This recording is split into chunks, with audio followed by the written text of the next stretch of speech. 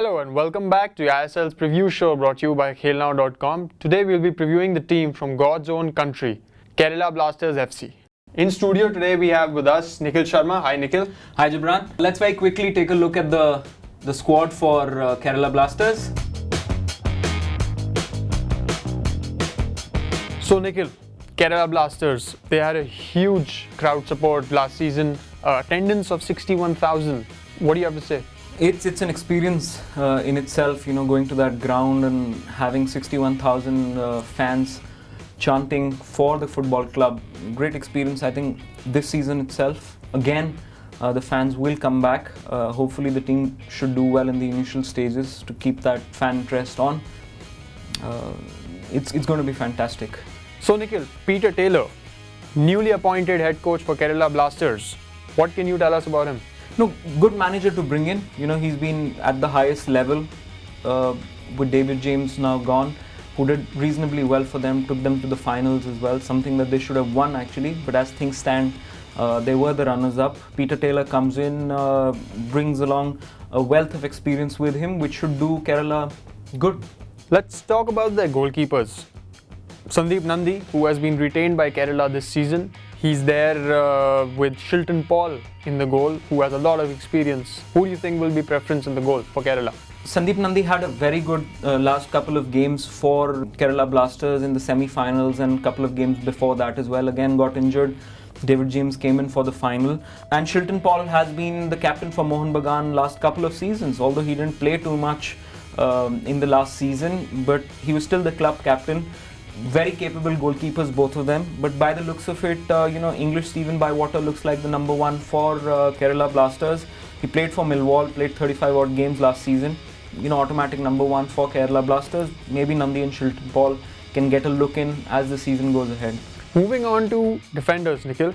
Kerala has Sandesh Jingan, who enjoyed a great season with Kerala in the first year of the ISL. He's going to be playing with Carlos Marchena back there, who's a World Cup winner, ex-Villarreal, Sevilla, lot of experience. Looks good?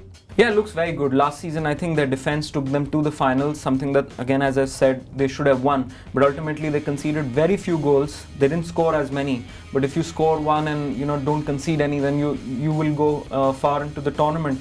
And their defense was primarily responsible for doing that for Kerala. Sandesh Jingan, who's, ISL's best young player, won the ISL Player of the Year, Indian Player of the Year at the Indian Awards recently as well. He's the number one name on the team sheet there. Fantastic player, plays with a lot of heart, got the technique, the fighting ability. Carlos Marchena, has played at the highest level. Of what we hear, he's somebody who's right now suffering from an injury which might keep him out of the tournament for the initial 2 weeks. There's speculation that he might be replaced as well. But as of now, as things stand, if he's available, he'll automatically find a place in that back line. They've got some other options which sound very good. They've got Bruno Perune,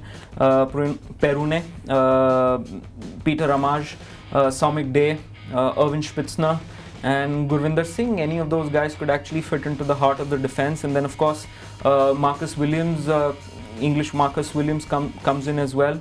Rahul Bheke could play on the right, Ishfaq Ahmed could play on the right back position as well, and interestingly there's a chance that CK Vineet could come play that left wing back position for Kerala Blasters. All in all, fairly solid side as far as the defense is concerned. Now if you look at the midfield, Kerala Blasters look very decent. Kevin Lobo, who won the ISL in the first season with Atletico de Kolkata, has joined them. They have Yao Coimbra, an ex-Benfica player, who will surely provide stability in the midfield, don't you think? Absolutely. Talking about Kevin Lobo, should be unfortunate. He should consider himself unfortunate that he was not retained by ATK. But that's Kerala's game. They've instantly brought him to their side. They have some other interesting name as well. Mehtab Hussain, probably the best holding midfielder in India, has been the club captain for East Bengal as well. Very capable, can pass the ball short, long, look out for spaces, reads the game very, very well. They've got Shankar from Bengaluru FC, who's supporting him there.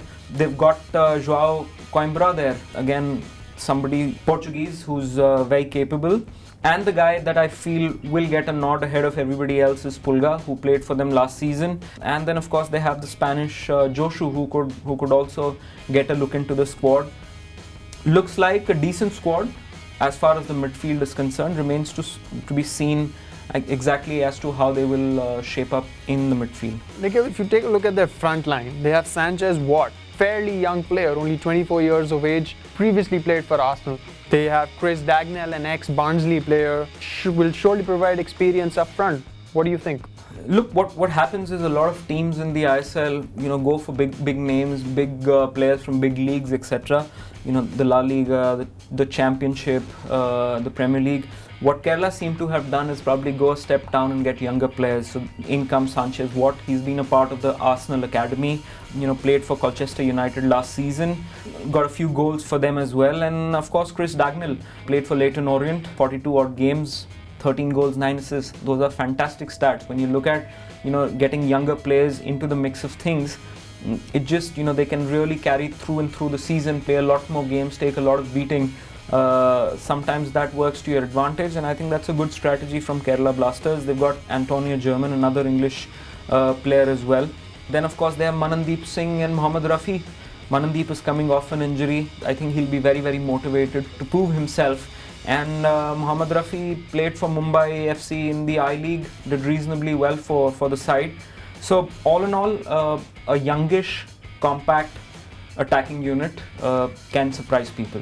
How do you see Kerala Blasters lining up for this season? Gibran, you'd expect an English coach to come in and exert that 4-4-2 formation, but of what we've kind of the reports that we are getting of the pre-season friendlies, we are noting that they're playing in a slightly different formation that currently suits the kind of players that they have on hand. So they're actually playing with 3 centre backs, with 2 wing backs, 3 in the middle and 2 up front. As we see it right now, Bywater will start Sandesh Jhingan, Peter Ramaj and Bruno Perrone to start, and then probably we'll have Rahul Beke on the right, and CK Buneet could actually play on the left wing back position, and while there's Marcus Williams as well, who could actually tuck in as play as the left centre back if need be. Mehtab Hussain should be the guy playing as the holding midfielder, and probably Shankar will join him there as the 2 holding midfielders. Pulga playing as at the tip of that triangle there as an attacking midfielder, and 2 exciting names in Sanchez Watt and Chris Dagnall starting up as the number 9 and 10s there for Kerala Blasters, and that should be a good unit to be put from what is available for Kerala Blasters. Thanks for your input, Nikhil. Now just to round it off, according to you, where do you see Kerala Blasters finishing in the table this season? Looking at the squad, Gibran, it's quite a tough thing to predict. When the season began last season for Kerala, they didn't do too well in the starting part of the season, and that's primarily because they were away from home, played a lot of tough games away from home, but slowly and steadily started grinding results out. So you'd see them going away to Pune and winning 2-1, a lot of points at home. There was some luck factor there as well. They almost made it by the skin of their teeth, and they have certain umpiring, the refereeing decisions to help them there as well, especially the linesman, one decision there. They went into the semi-finals, again, high-scoring games, but they ground results out, and probably a final that they should have won. Yeah.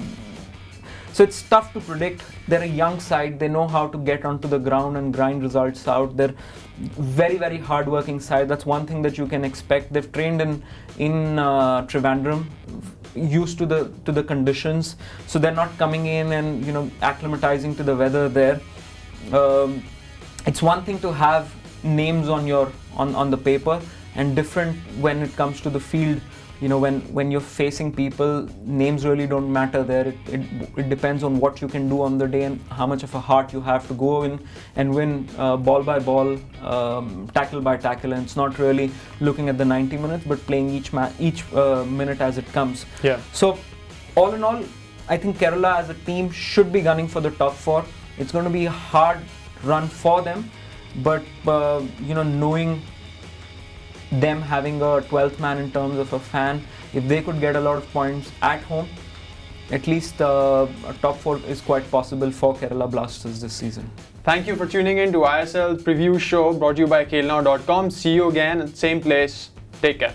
Thank you.